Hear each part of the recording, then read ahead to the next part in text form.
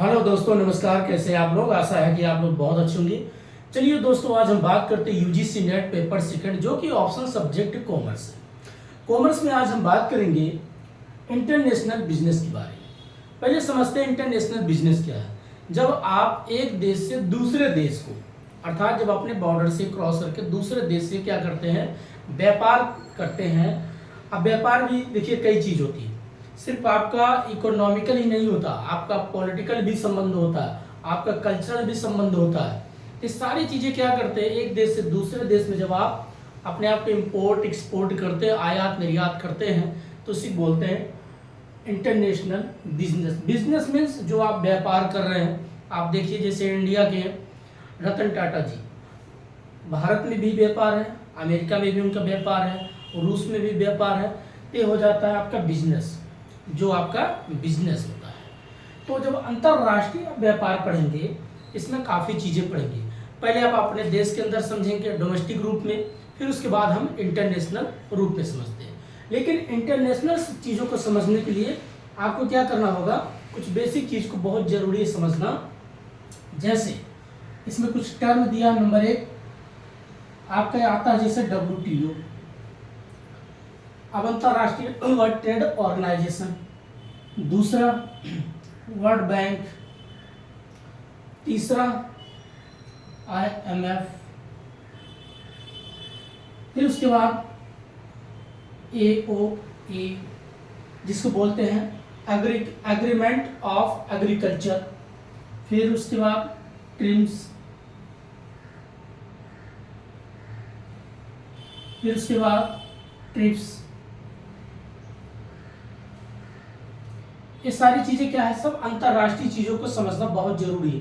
जब इसको आप समझ जाएंगे तो इससे क्या होता है, ये सारे जो अंतर्राष्ट्रीय व्यापार के संबंधों को एक मधुर बनाती है, एक सुदृढ़ बनाती हैं। इसलिए ये सारी चीज़ को समझना बहुत जरूरी है। ठीक है। उसके बाद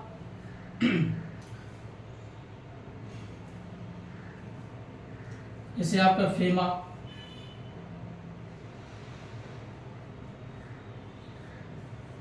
ये भी है।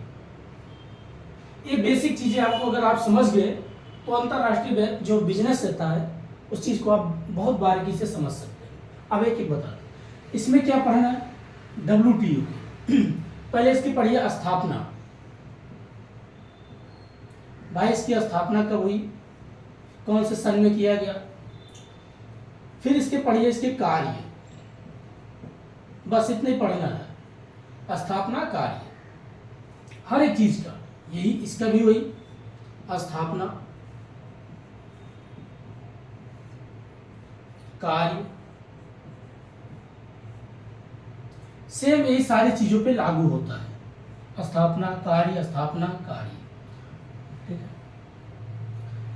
आप अगर इस चीज को आप जाके होमवर्क करेंगे तो आपको काफी चीजें इंटरनेशनल बिजनेस के बारे में पता चल जाएगा।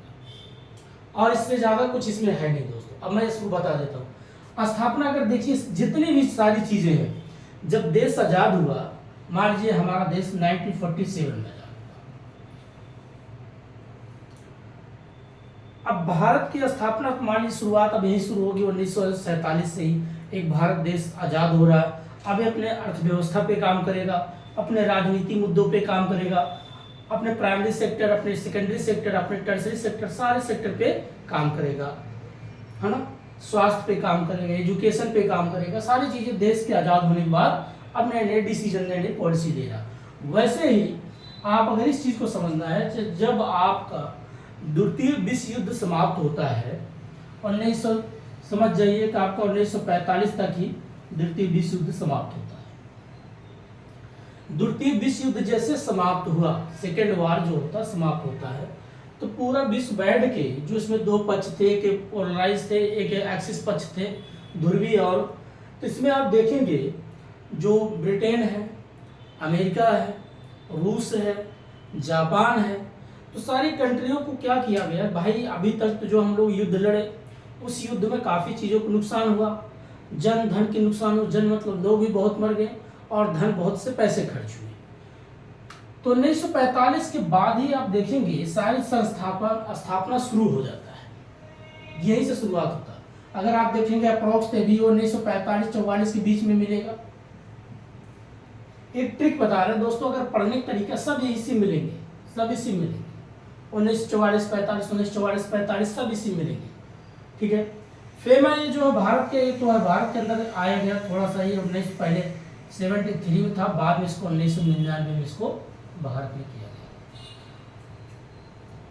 तो ये जितनी संस्थाएं हैं, आप IMF होगा, वर्ल्ड बैंक होगा, WTO हो गया, ये सारी चीजें अगर देखेंगे तो सब आपका 1945-44 के बाद ही सारी संस्थाएं शुरुआत होती है। अब इनका कार्य WTO का पहले बताते हैं, इसका कार्य बताते हैं।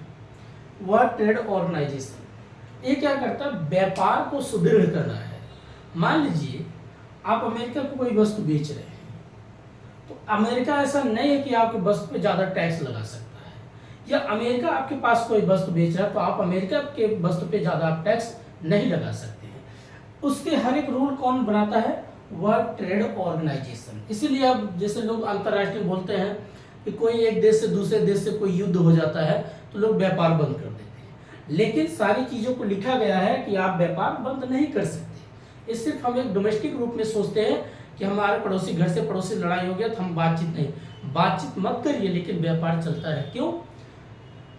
अब मान लीजिए आज तो ऐसा तो है नहीं कि आज लड़ाई हो गया तो उसके बाद से आप दोबारा बातचीत नहीं करेंगे, आपको करना, क्योंकि पूरा विश्व एक दूसरे की जरूरत पड़ेगी। आज ये वैश्वीकरण रूप से लोगों का मेल मिलाप हो चुका है, जोड़ हो चुका है। तो क्या करते हैं, WTO के कुछ रूल होते हैं, तो अगर आप व्यापार करना है तो व्यापार करना ही पड़ेगा। ये संस्थाएं बनाई, जैसे आप देखते होंगे नाफ्टा बनती है, साफ्टा बनती है, सार्क होती है, ब्रिक्स होती है। ये सारी संस्थाएं क्या करती हैं, ये संस्थाएं कुछ इसमें और देश मिल करके आपको विकास करने, जैसे एशिया डेवलपमेंट को विकास करना है, एशिया जो कंट्री है, एशिया जो आपको कॉन्टिनेंटल है उसको डेवलपमेंट करना है, इसमें एशिया के कुछ कंट्री आ जाएंगे, उसको मिल करके एक अपना संस्था बनाएंगे विकास करने के लिए। तो वैसे WTO क्या करता है, व्यापार को बढ़ावा करने के लिए अलग अलग एक संस्थाएं बना, उस संस्थाओं को रजिस्टर्ड करती है, उनको मान्यताएं देती है कि कैसे व्यापार करोगे, ट्रेड कैसे, P फॉर ट्रेड कैसे करोगे, और उस ट्रेड को ऑर्गेनाइजेशन करती है, उसकी संगठन बनाती है। एक मिनट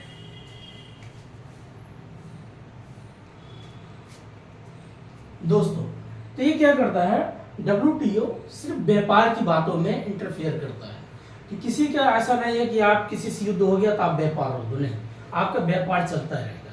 हम सिर्फ एक डोमेस्टिक रूप से राजनीति अपना घर में बैठ के गेम खेलते नहीं, ऐसा कर देंगे वैसा कर देंगे नहीं, अंतर्राष्ट्रीय जो चीज़ें होती है वो WTO ही इसको सेट करता है। अगला आता है वर्ल्ड बैंक।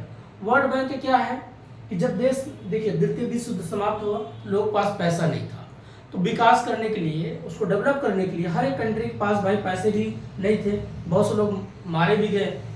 तो वर्ल्ड बैंक ने क्या किया, फिर से डेवलपमेंट करने के लिए लोगों को बोला आपको अगर पैसा चाहिए तो हम पैसा देंगे, डॉलर चाहिए डॉलर देंगे, लेकिन उसमें जो मजबूत कंट्री जैसे आपको ब्रिटेन, अमेरिका, ऐसे कंट्री आए थे आगे, तो इन्होंने क्या, अगर आप देखिएगा सबसे ज़्यादा आपको यूरोप में या तो अमेरिका में इनकी संस्थाएं देखने को मिलेंगी, ये भी लॉजिक की बात है।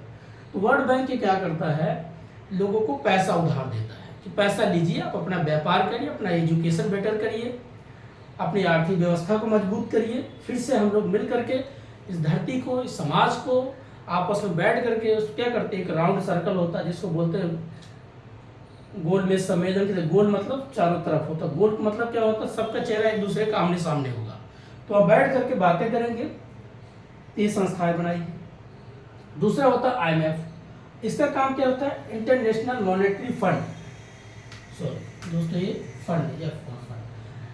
अब इंटरनेशनल मॉनेटरी फंड क्या करता है, जैसे आपको डॉलर की जरूरत है, आपके पास रुपया है, तो कहेगा ठीक है आप लाइए रुपया, मैं आपको डॉलर दे दूंगा।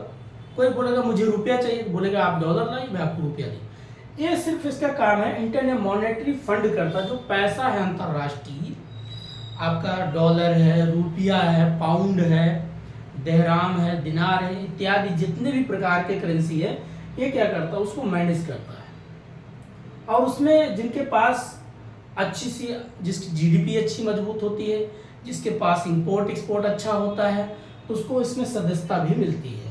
वो भी बैठ करके क्या करता, पॉलिसी का क्या करता है, मेंबर बनता है, कोई काम करना होगा तो उसको भी बुलाया जाता है। बस इतना ही काम है दोस्तों, आपको इतना बारीकी चीज को, इसका काम है व्यापार को सुदृढ़ करना, इसका काम पैसा उधार देना, इसका काम है करेंसी को एक्सचेंज करना, बस इसके अलावा ज्यादा सोचने की जरूरत नहीं है। अब अगला हम पढ़ते हैं एओ क्या होता है। एओ का देखिएगा ध्यान से, तो जो एओ हो गया डब्ल्यूटीओ से जुड़ा हुआ है, ट्रिम्स जो है डब्ल्यूटीओ से जुड़ा हुआ है, और ट्रिम्स ये भी जो है डब्ल्यूटीओ से जुड़ा है, क्योंकि ये सब देखिए व्यापार से ही जुड़े हुए हैं। अब पहले एओ बताते हैं, इसको बोलते हैं agreement of agriculture. Agreement of agriculture means क्या होता है, जैसे आप देखते होंगे कभी काल कहते हैं फ्री ट्रेड एग्रीमेंट, कभी काल आप सुनते होंगे टैरिफ बैरियर। ये क्या करता है कि जैसे मान लीजिए भारत अपना एक प्यारा देश है, ये कोई वस्तु की मान लीजिए उत्पादन किया, और यहाँ पर कोई एक कंट्री है, मान लीजिए ऑस्ट्रेलिया है, इसको इम्पोर्ट कर एक्सपोर्ट कर रहा है, इसको निर्यात कर रहा है, और ये भी मान लीजिए इसको निर्यात कर रहा है, एक के लिए आयात होगा एक के लिए निर्यात होगा। अब यहाँ पर क्या करता है डब्ल्यूटीओ जो है एक रूल बनाती है, मान लीजिए भारत के पास चावल सबसे ज्यादा उत्पादन हो रहे हैं, ठीक है, और ऑस्ट्रेलिया भी चावल उत्पादन कर रहा है, मान लीजिए भारत यहाँ पर 100 टन उत्पादन कर रहा है और ये पता चला 40 टन उत्पादन कर रहा है, बट इसकी आबादी जनसंख्या के हिसाब से देखा जाए तो 50% मान लीजिए अगर ये कंज्यूम करता है तो 50 मान लीजिए 100 है, यहाँ लिख देते 100 में से 50 मान लीजिए इसने कंज्यूम कर लिया, तभी इसके पास 50 सरप्लस होते हैं, तो सोचेगा चलो मैं इनको निर्यात कर दूं जो बच गया है। यहाँ पर क्या होता है कि कुछ वस्तुओं पे टैरिफ बैरियर होते हैं, टैक्स लगाती है। कौन टैक्स लगाएगा, अगर मान लीजिए भारत निर्यात किया है तो ऑस्ट्रेलिया टैक्स लगाएगा, और अगर ऑस्ट्रेलिया भारत को निर्यात करेगा तो भारत टैक्स लगाएगा। तो कभी कभी हम बैठ करके उसको फ्री ट्रेड एग्रीमेंट करते कि आज से ना आप हमारे वस्तु पे टैक्स लगाएंगे और ना हम आपके वस्तु पे टैक्स लगाएंगे, ना आप लगाइए और ना हम लगाएंगे, हम फ्री में करेंगे, ठीक है। अगर मार्केट 10 रुपये का है तो 10 में ही हम व्यापार 10 को हम देंगे, और जो आपकी वस्तु होगा उतने पे हम खरीदेंगे। ये रूल जो बनता है एओ को मतलब होता है एग्रीमेंट ऑफ एग्रीकल्चर। अब एग्रीकल्चर से जुड़ा क्या चीज है, देखिए अब यहाँ समझते हैं। एग्रीकल्चर में एक चीज बहुत बारीकी चीज समझना होता है, इसमें 3 चीजें हैं, येलो कलर होता है, रेड होता है और एक ब्लू होता है। आप देखते होंगे कि जब कभी काल आपका प्रोडक्शन ज्यादा करते हैं, प्रोडक्शन ज्यादा कर दिए या प्रोडक्शन कभी कम करते हैं या प्रोडक्शन एक न्यूट्रल में होता है, तो एग्रीकल्चर में काफी रूल होता है, अलग अलग बॉक्स बना के उसको लोग दर्शाते हैं। दोस्तों बस सिंपल में एक देसी भाषा में समझ जाइए कि जब आप ज्यादा उत्पादन कर लेते हैं अपने देश में, अगर कोई दूसरा देश आपके यहाँ पता चला वस्तु बेचने लेके आ जाए, आपके यहाँ चावल का ज्यादा उत्पादन हो गया, अगर आप दूसरे वस्तु को ज्यादा लाएंगे खरीद के, तो आप अपने वस्तु को कहाँ से लिंक कर पाए, आप अपने देश के डोमेस्टिक जो एग्रीकल्चर है, जो किसान है, उनके आपने क्या पक्ष में निर्णय लिया नहीं, क्योंकि किसान चाहता कि मेरे वस्तु को बाहर बेचा जाए, मुझे कुछ पैसा मिले। यहाँ की गवर्नमेंट को अपने देश के बारे में सोचना है, तो गवर्नमेंट क्या करती है, बात को रखती है डब्ल्यूटीओ वर्ल्ड ट्रेड ऑर्गेनाइजेशन में कि देखिए हमारे यहाँ जो जो वस्तु उत्पादन हो रहा है, तो देखेगा कौन से देश को हमें निर्यात करना चाहिए। मान लीजिए जिसके पास चावल नहीं तो आप उसको चावल निर्यात कर दीजिए, अगर आपके पास गेहूं नहीं तो आप गेहूं का आयात करिए। तो क्या करता है डब्ल्यूटीओ इसी का रूल बनाता है, जो एओ मतलब एग्रीमेंट होता है, समझौता होता है ऑफ एग्रीकल्चर का, कि ऐसा नहीं है कि आप अपने मनमानी कोई वस्तु हमारे यहाँ बेचते रहो और हम आपको देते नहीं। इसका रूल होता है कितना आप निर्यात करेंगे, कितना हम आयात करेंगे, और किस वस्तु पे कितना टैक्स लगाना चाहिए, कितना नहीं लगाना चाहिए। ये सारी चीज़ें जो आपका डब्ल्यूटीओ ही निर्धारित करता है एग्रीकल्चर को भी लेकर के। ऐसे बीच में अभी आपने देखा होगा जो आपके थाईलैंड वगैरह हो गया, यहाँ पर कुछ ऐसे वस्तु चावल वगैरह ज़्यादा उत्पादन होने, अगर वो लोग पता चला भारत को निर्यात करने लग जाएंगे तो यहाँ के किसान के लिए दिक्कतें हो जाएंगी। किसान बोलेगा हमारी वस्तु कौन खरीदेगा। इसके लिए गवर्नमेंट क्या करती है, कुछ चीज़ों पे टैक्स बढ़ा देती है। जब टैक्स उन पे लगाती जाता है तो लोग को लगेगा कि भारत को हम नहीं बेच सकते क्योंकि हमें टैरिफ बैरियर ज़्यादा देना पड़ता है। फिर गवर्नमेंट कहती है देखिए क्योंकि डब्ल्यूटीओ का रूल है, आप तो ऐसा तो है नहीं कह सकते नहीं मैं आपको वस्तु नहीं बेचूंगा, मैं आपको वस्तु नहीं खरीदूंगा, क्योंकि WTO का रूल है, उसको फॉलो करना पड़ता है। बट हाँ, उसमें एक चीज़ आप कर सकते हैं, देखिए मेरे ऑलरेडी इतना उत्पादन है, मैं इसको क्या करूँगा, मुझे ही बेचना है। अगर कोई दूसरा देश हमारे यहाँ निर्यात कर देगा तो हमारे यहाँ डोमेस्टिक किसानों के लिए बड़ी दिक्कतें हो सकती हैं। इसलिए होता है एओ मतलब एग्रीमेंट ऑफ एग्रीकल्चर, इसका रूल बनता है, इसके नियम बनते हैं, tariff barrier, non tariff barrier और प्लस आपका फ्री ट्रेड एग्रीमेंट, ये सारी चीज़ें इसमें होता है। एक बात करते हैं ट्रिम्स, और ट्रिप्स क्या होता है। ट्रिम्स होता है ट्रेड रीजनल इंटेलेक्चुअल प्रॉपर्टी। अब देखिए क्या होता है, इसको ट्रिप बोलते हैं, ट्रिप्स कहते हैं। जैसे कोई व्यक्ति ट्रेड कर रहा है, तो ट्रेड जब करता है तो उसका एक कॉपीराइट बनता है, उसका एक ट्रेडमार्क होता है, एक पेटेंट होता है।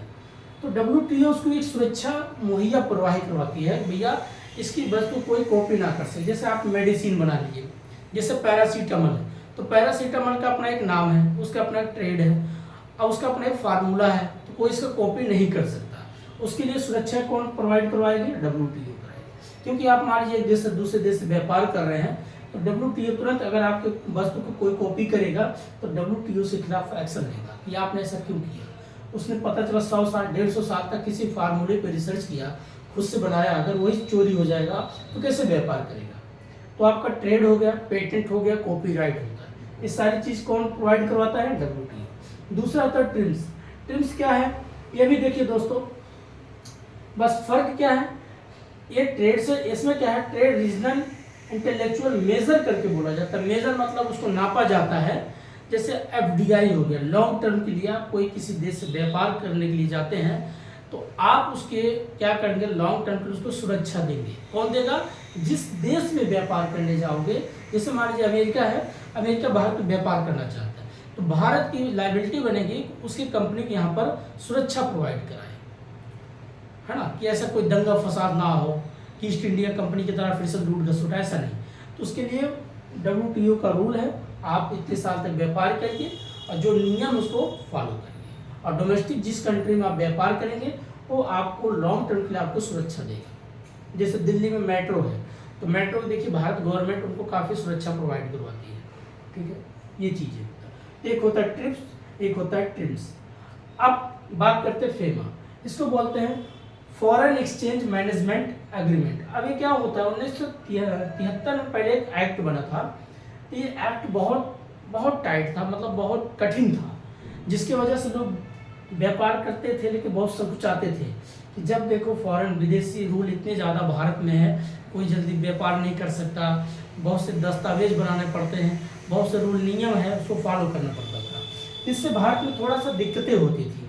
बाद में इसको 1999 में इसको चेंज किया गया, इसको बहुत सहज और सरल बना दिया गया कि अब आपसे आइए व्यापार करिए, हमारे देश में आइए व्यापार करिए, हम आपको लेबर भी सस्ता देंगे, ज़मीन का टुकड़ा अच्छा देंगे, आपको बढ़िया खुले मैदान एरिया देंगे। ये काफ़ी चीज़ें इसमें लिखित है व्यापार को बढ़ावा देने के लिए। मेन मकसद था फॉरेन एक्सचेंज, जो हम एक्सचेंज करेंगे आपस में कैसा होगा, जो मैनेजमेंट कर रहे हैं एक एग्रीमेंट हुआ, व्यवस्था को बनाए रखेंगे कि आप आइए हमारे यहाँ व्यापार करिए और हम आपके यहाँ भी व्यापार करने जाएंगे, इसमें कोई दिक्कत नहीं होगा। तो 1999 में इसको एक सहज और सरल बना दिया गया, बस ये इसमें रूल था। पहले 1973 बहुत ही कठिन था, बाद में 1999 बहुत सरल किया गया। तो इसके बेसिक चीज़ें थे दोस्तों इंटरनेशनल बिजनेस के, हमने जो भी सरल शब्दों में समझाया। बाकी आप सिलेबस देखिएगा, पढ़िएगा तो काफ़ी चीज़ें समझ में आ जाएगा। तो आज इतना ही था, तब तक के लिए नमस्कार, जय हिंद।